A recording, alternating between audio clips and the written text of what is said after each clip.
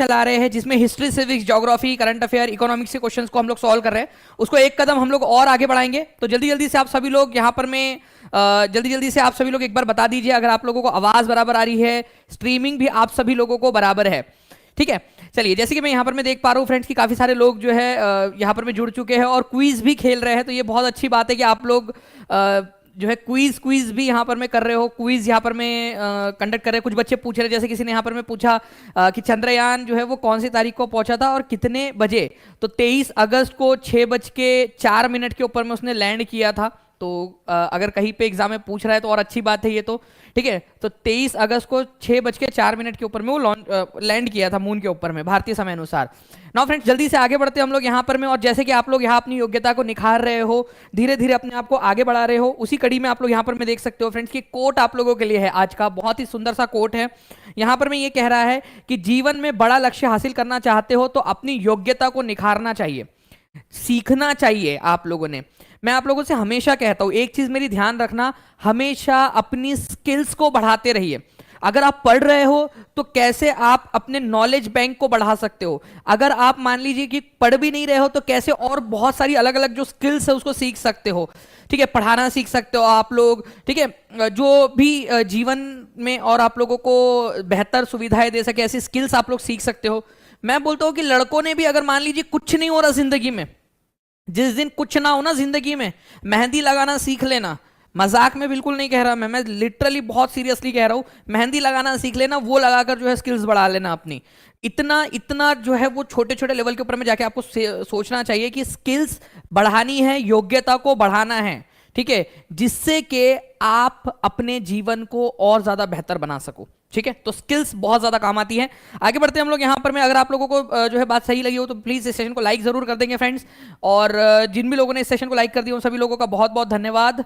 जहां जहां भी शेयर कर सकते हो अपने दोस्तों के साथ में, टेलीग्राम, फेसबुक, व्हाट्सएप, इंस्टाग्राम, सभी जगह पे जल्दी जल्दी से शेयर कर देंगे फ्रेंड्स। टेलीग्राम के सारे ग्रुप्स में जल्दी जल्दी से शेयर कर दीजिए आप लोग। हम लोग आगे बढ़ते हैं यहाँ पर में हमारे आज के पहले क्वेश्चन के तरफ में।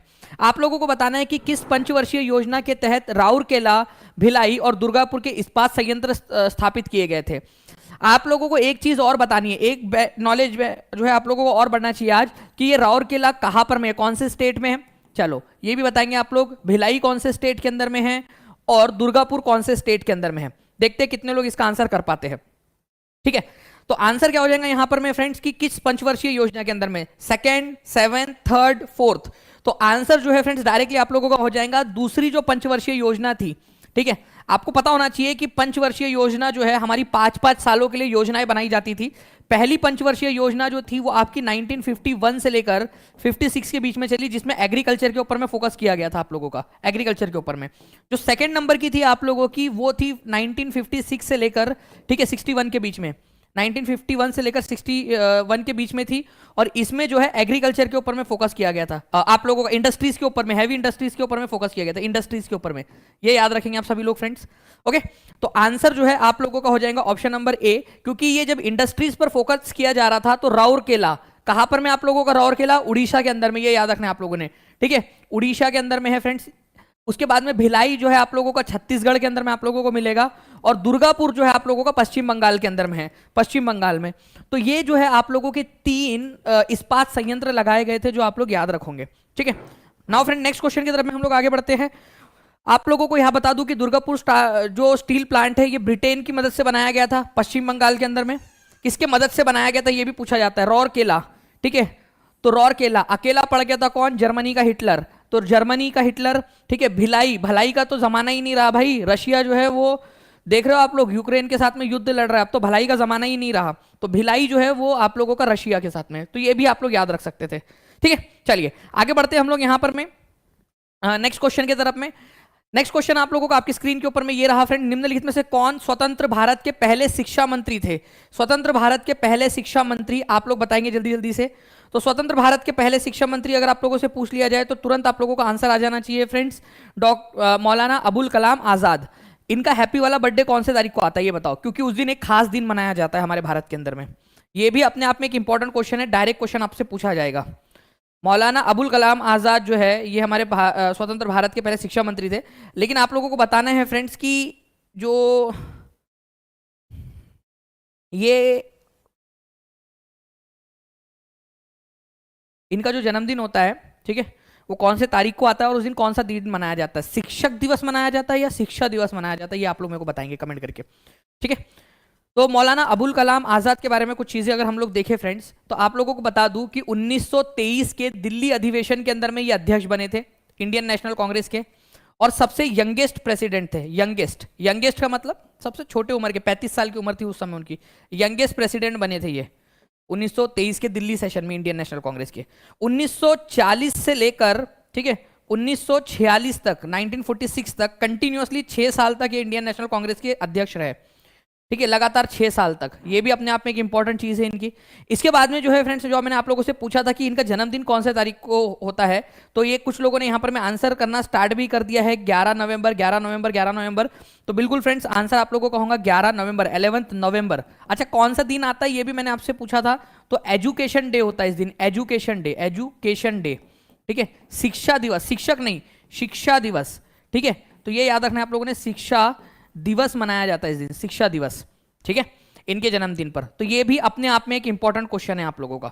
ओके, चलो मैं आप लोगों से लास्ट में पूछूंगा, ये कभी भी कहीं पे भी क्वेश्चन डाल के पूछ सकते हैं कि भाई 11 नवंबर को कौन सा दिन मनाया जाता है।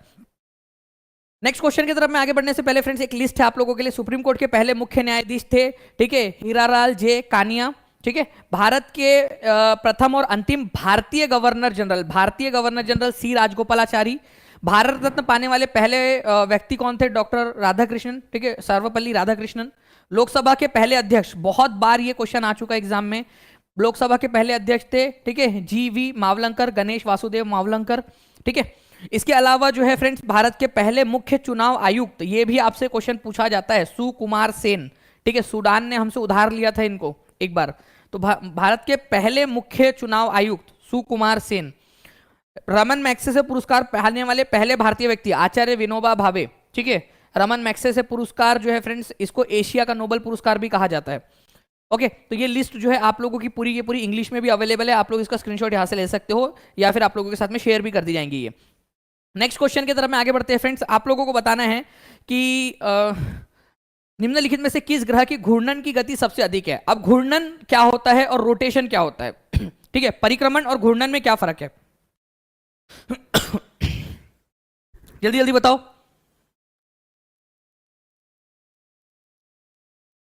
STET में पूछा गया था सुकुमार सेन के बारे में। प्रियंका कुमारी ने आप लोगों के लिए एक मोटिवेशन दिया है कि सुकुमार सेन जी के बारे में जो है STET के अंदर में पूछा गया था, एस्टेट में। तो देखिए फ्रेंड्स, जब आप लोग जो है किसी के अराउंड घूमते हो, किसी एक चीज के अराउंड में, जैसे पृथ्वी जो है सूरज के अराउंड घूम रही है, इसको रिवॉल्यूशन या परिक्रमण कहते हैं।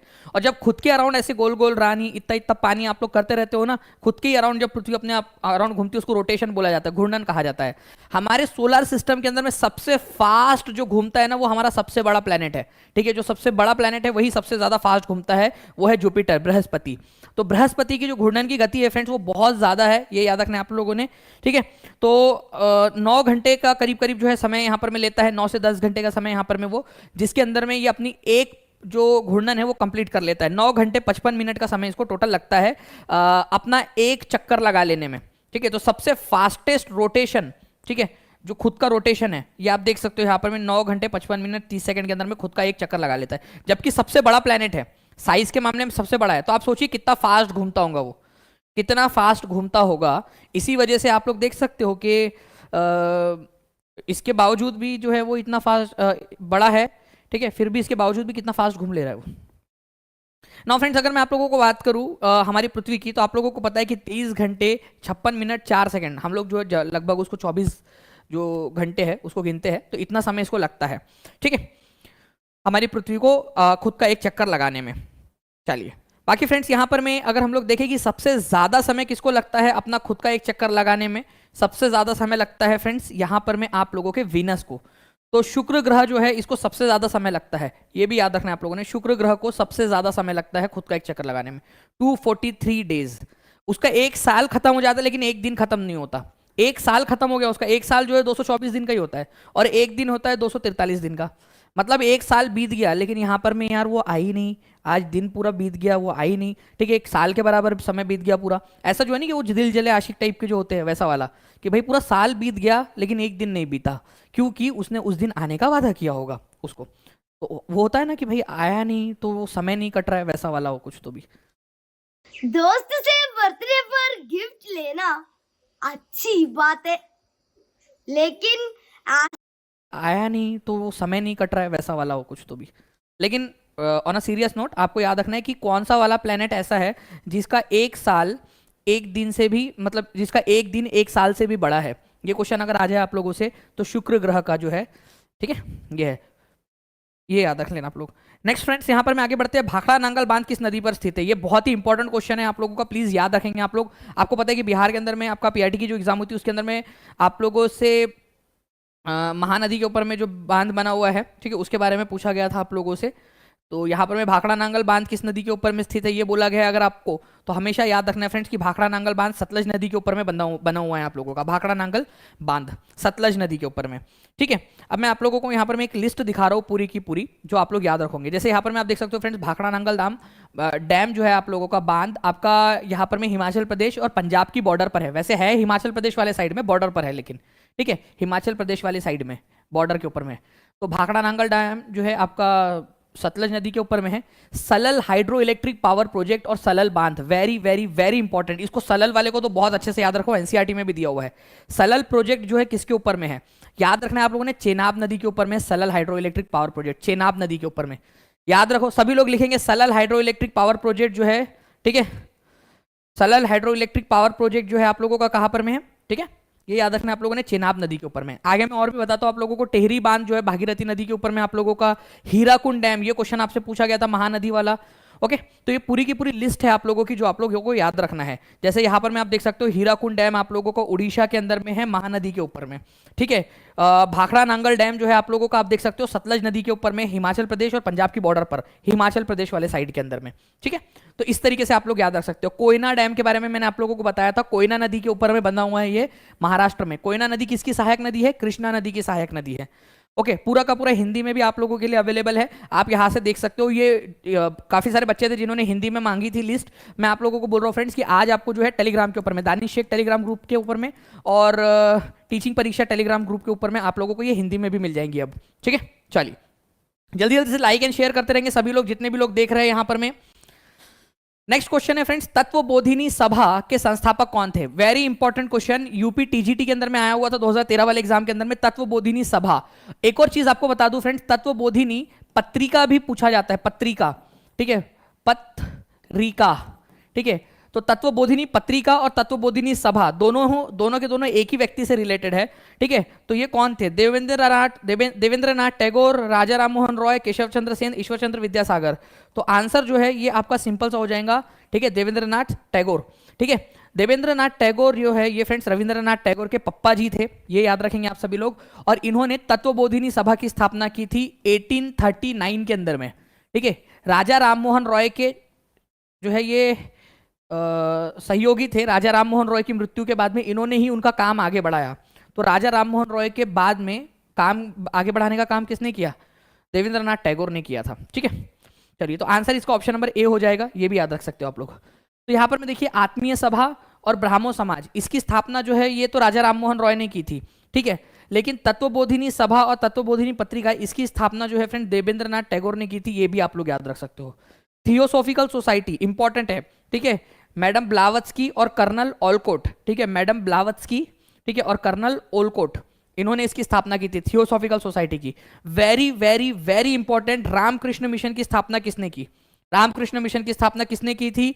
जल्दी आप लोग कमेंट में लिखेंगे कब की थी और कहाँ की थी। ये जो जगह है ना, ये कलकत्ता के पास पश्चिम बंगाल के अंदर में आप लोगों को मिलेंगी, ये मैंने आप लोगों को बता दिया, ठीक है। सर सलल डैम आया था मेरे शिफ्ट में बीएसटेट में। फरहात ने आप लोगों के लिए एक और मोटिवेशन दे दिया है, देखिए फरहत ने बताया यहाँ पर में कि अभी जो हम लोगों ने यहाँ पर में Salal hydro electric power project के बारे में जो पढ़ा है हम लोगों ने, ठीक है, जो मैंने अभी आपको बताया कि चेनाब नदी के ऊपर में सलल। फरहत प्लीज एक बार ये बता देना कि क्वेश्चन क्या था, ठीक है, क्या वो पूछा था कौन से राज्य में है, या नदी पूछा था, या नदी पूछकर जो है आप लोगों से डैम पूछा था? प्लीज एक बार वो भी बता दीजिए, बच्चों को और ज्यादा मोटिवेशन यहाँ पर में मिल जाएगा। And thank you very much बताने के लिए ये। चलिए इस क्वेश्चन का आंसर करेंगे सभी लोग जल्दी जल्दी से फ्रेंड्स, ये भी आप लोगों को याद रखना है। Where is Salal dam? अच्छा चलो, ये बहुत अच्छी बात है, where is Salal dam, Chenab नदी के ऊपर में फ्रेंड, जम्मू कश्मीर राज्य के अंदर में आप लोगों को मिलेगा। ऐसे आप लोग इसको याद रख सकते थे, ठीक है, बहुत बढ़िया। देखिए यहाँ पर मैं आप लोगों से पूछा गया है वेलन वगाई शाला भोग देवदान पल्ली चंदनम। ये पल्ली चंदनम जो है ना फ्रेंड्स, इसके लिए मैं ये क्वेश्चन आप लोगों को बेसिकली ये करवा रहा हूँ यहाँ पर मैं, जो हम लोगों ने डाला हुआ है। पल्ली चंदनम जो है फ्रेंड्स, ये याद रखना है आप लोगों ने, ये किसको दिया जाता था? जैन संस्थाओं को दिया जाता था। ये आप लोग याद रखिए, बाकी का आप लोगों को धीरे धीरे याद हो रहा होगा ऐसा मैं उम्मीद करता हूँ। पल्ली चंदनम, ठीक है, जैन संस्थाओं को दी जाने वाली भूमि थी। अब मुझे अगर एग्जाम में एलिमिनेट करना हो तो मैं तो ये इससे करूंगा, देवदान मंदिरों को दी जाने वाली और शाला भोग स्कूल के लिए दी जाने वाली। 2 की जोड़ी जो है वो 2 के साथ में ही लगने वाली है, और 3 की जो जोड़ी है, ठीक है, वो लगने वाली है 4 के साथ में। ठीक है, 3 की 4 के साथ, 2 की 2 के साथ में ही लगेंगी, तो 2 4, ठीक है, 2 4 एक ही जगह पे दिया हुआ है यहाँ पर मैं डी में। ठीक है, चलिए, तो ऐसे आप लोग कर सकते थे। विलन वगाई जो है फ्रेंड्स आप लोगों का, विलन वगाई जो है आप लोगों को याद रखना है, नॉन ब्राह्मण जो किसान है उनको दी जाती थी। एस्टेट के अंदर में आया था ये वाला क्वेश्चन, विलन वगाई वाला। विलन वगाई किसको दी जाती थी? विलन वगाई। तो D is the correct answer. तो विलन वगाई गैर ब्राह्मण किसानों को दी जाने वाली भूमि, शाला भोग विद्यालय के लिए दी जाने वाली, देवदान मंदिरों को उपहार में दी गई, और पल्ली चंदनम जैन संस्थान को। पल्ली चंदनम लिख दो सभी लोग, ठीक है, पल्ली चंदनम ये बहुत इंपॉर्टेंट है, और वेलन वगाई 2 लिख दो, क्योंकि शाला भोग और देवदान तो आप लोग एलिमिनेट कर लोगे, लेकिन अगर सिंपल एक लाइन वाला क्वेश्चन आया तब आप लोगों को दिक्कत हो सकती है, इसी वजह से अभी से कर लो। ठीक है, चलिए, सभी लोग लिख देंगे कमेंट बॉक्स के अंदर में यहाँ पर मैं आंसर। ये इसका स्क्रीनशॉट भी ले सकते हो आप लोग फ्रेंड्स। ये पल्ली चंदनम जैन संस्थाओं को दान में दी गई भूमि चोल काल के समय में। तो चोल समय काल के अंदर में अलग अलग नाम थे इनके। ब्रह्मदेय का मतलब होता ब्राह्मणों को दी जाने वाली भूमि, वेलन वगाई गैर ब्राह्मणों को दी जाने वाली भूमि। ठीक है, चलिए नेक्स्ट क्वेश्चन की तरफ में आगे बढ़ते हैं। निम्नलिखित में से, ठीक है, कौन सा ग्रह दक्षिणावर्त दिशा में घूमता है? देखिए कितना प्यारा सा GIF यहाँ पर में लगा हुआ है एनिमेशन आप लोगों के लिए। तो यहाँ पर मैं आप लोगों को बताना है फ्रेंड्स कि निम्नलिखित में से कौन सा ग्रह जो है क्लॉकवाइज डायरेक्शन में घूमता है। केवल 2 ही ग्रह है जो क्लॉक की दिशा में घूमते हैं। जब जब घड़ी देखो तब तक इन 2 प्लैनेट्स को याद जरूर करना, ठीक है, क्योंकि बाकी के जितने भी ग्रह है वो सारे के सारे एंटी क्लॉकवाइज घूमते हैं। ठीक है, एंटी क्लॉकवाइज घूमते हैं, और केवल 2 ग्रह ऐसे जो क्लॉकवाइज डायरेक्शन में घूमते हैं, वो है वीनस, ठीक है, वीनस और यूरेनस, वीनस और यूरेनस। ठीक है, ये 2 प्लैनेट ऐसे हैं आप लोगों के जो क्लॉकवाइज डायरेक्शन में घूम रहे हैं अलग दिशा के अंदर में। तो यहां पर मैं जो ऑप्शन दिया हुआ है आप लोगों को, वो दिया हुआ है ऑप्शन नंबर ए। ठीक है, वीनस, शुक्र ग्रह। ठीक है, याद रखना है आप सभी लोगों ने, इंपॉर्टेंट है। तो आंसर जो है फ्रेंड्स आपका हो जाएगा ऑप्शन नंबर ए। ठीक है, तो यहां पर मैं आप लोग देख लीजिए कि जितने भी यहां पर में प्लैनेट्स है आप लोग देख रहे हो कि उनकी घूमने की दिशा आपको दिख रही होंगी यहां पर में। ओके, वीनस आप देखिए यहां पर में ये एंटी क्लॉकवाइज डायरेक्शन में घूम रहा है, और यहाँ यूरेनस जो है ये आप लोगों का जो है क्लॉकवाइज डायरेक्शन के अंदर में घूमता है, क्योंकि वो टेढ़ा है, यहाँ पर में टेढ़ा है वो। ओके, पूरा ऐसा लेटा हुआ है ना, इसी वजह से वो आपको क्या दिखता है कि क्लॉकवाइज डायरेक्शन के अंदर में घूम रहा है। बस ये चीज है जो आप लोगों ने ध्यान रखनी है यहाँ पर में। ओके, बाकी एक्सिस के ऊपर में टिल्ट किसका कितना है ये भी क्वेश्चन पूछा जा सकता है आप लोगों से। ओके, तो हमारी पृथ्वी जैसे आपको पता है कि 23.5 डिग्री झुकी हुई है, ऐसी है ना हमारी पृथ्वी, तेरी झलक अशरफी वाला। ठीक है, झुकी झुकी सी हमारी पृथ्वी, पहले खड़ी थी ऐसी, कुछ आगे टकराया होगा, झुक गई ऐसी 23.5 डिग्री, और इसी की वजह से मौसम में परिवर्तन होते हैं। अगर ये नहीं होता तो फिर क्या होता पता नहीं, हम भी नहीं होते।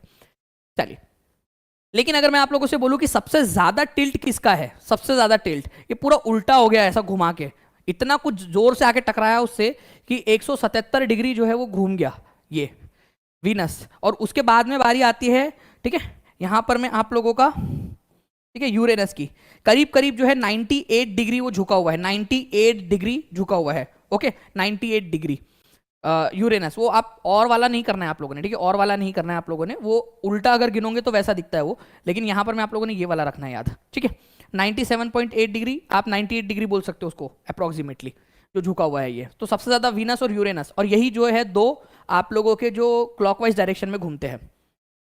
तंजौर का बृहदेश्वर मंदिर किसने बनवाया था? इंपॉर्टेंट क्वेश्चन है। देखिए 2 मंदिर है बृहदेश्वर मंदिर, ठीक है, एक है तंजौर का बृहदेश्वर मंदिर, और एक है आप लोगों का गंगईकोंड चोलपुरम का बृहदेश्वर मंदिर। अब कुछ लोग नए होंगे सर, वो बोलेंगे सर क्या बोला, एक बार फिर से बोलो। ठीक है, तो गंगईकोंड चोलपुरम, ठीक है, ये इतना बड़ा शहर का नाम है गंगईकोंड चोलपुरम। ठीक है, गंगईकोंड चोलपुरम, वहां पर में भी एक बृहदेश्वर मंदिर है। तो थंजौर की अगर बात करा जाए कि थंजौर में किसने बनाया था, तो थंजौर वाला बनाया था राजा ने, राजा वन ने, चोला राजा थे राजा वन। और गंगईकोंड चोलपुरम के अंदर में किसने बनाया, ये अगर आप लोगों से बोला जाए तो गंगईकोंड चोलपुरम के अंदर में उनके बेटे ने बनाया था। ठीक है, जिसका नाम था Rajendra one, Rajendra one, Rajendra one. ठीक है, तो दोनों के दोनों लिखेंगे सभी के सभी। ठीक है, दोनों पॉइंट्स मेरे को चाहिए अभी के अभी आप लोगों से लिख के। राज राजा वन ने तंजौर के अंदर में बनाया था, तंजौर के अंदर में बृहदेश्वर मंदिर। ठीक है, और उसी नाम से बृहदेश्वर मंदिर नाम से ही गंगईकोंड चोलपुरम के अंदर में, इतने बड़ा जो नाम है आपका, इसके अंदर में किसने बनाया था? राजेंद्र वन ने बनाया था। ये भी आप लोगों ने याद रखना है, इंपॉर्टेंट पॉइंट, एग्जाम के अंदर में आ सकता है ये आप लोगों का। ठीक है, लाइक एंड शेयर करते रहेंगे फ्रेंड्स, और जिन लोगों ने भी अभी तक टीचिंग परीक्षा चैनल को सब्सक्राइब नहीं किया वो लोग चैनल को सब्सक्राइब जरूर कर लेंगे, ताकि आगे में भी आप लोगों को ऐसे ही वीडियोस के नोटिफिकेशन जो है वो मिलते रहे। ठीक है, चलिए नेक्स्ट यहाँ पर में हम लोग आगे बढ़ते हैं फ्रेंड्स हमारे क्वेश्चन की तरफ में। ठीक है, इस क्वेश्चन का आंसर क्या होगा वो आप लोग बताएंगे। यहाँ क्या पूछा है आप लोगों से और आप लोगों का आंसर क्या होगा वो आप लोग मेरे को बताएंगे कि आंसर क्या होगा इस पर्टिकुलर क्वेश्चन का। ठीक है, चलिए, तो ये देख सकते हो बृहदेश्वर टेम्पल है आपका तंजौर के अंदर में फ्रेंड्स। ठीक है, इसका जो यहाँ शिखर है ना ये बहुत ऊंचा है, आप देख रहे हो। ओके, नाउ अगर हम बात करें फ्रेंड्स और दूसरी मंदिरों की, जैसे कैलाश टेम्पल आप लोगों का DSSB PRT के अंदर में पूछा गया था, तो कृष्णा वन ने बनाया था, राष्ट्रकूट राजा थे कृष्णा वन, और राजराजा चोल प्रथम जो थे उन्होंने तंजौर के अंदर में बृहदेश्वर मंदिर का निर्माण किया था। इस क्वेश्चन का आंसर जिसने लगा डाला उसकी लाइफ झिंगा लाला। ठीक है, चलो बताओ इस क्वेश्चन का आंसर क्या होगा।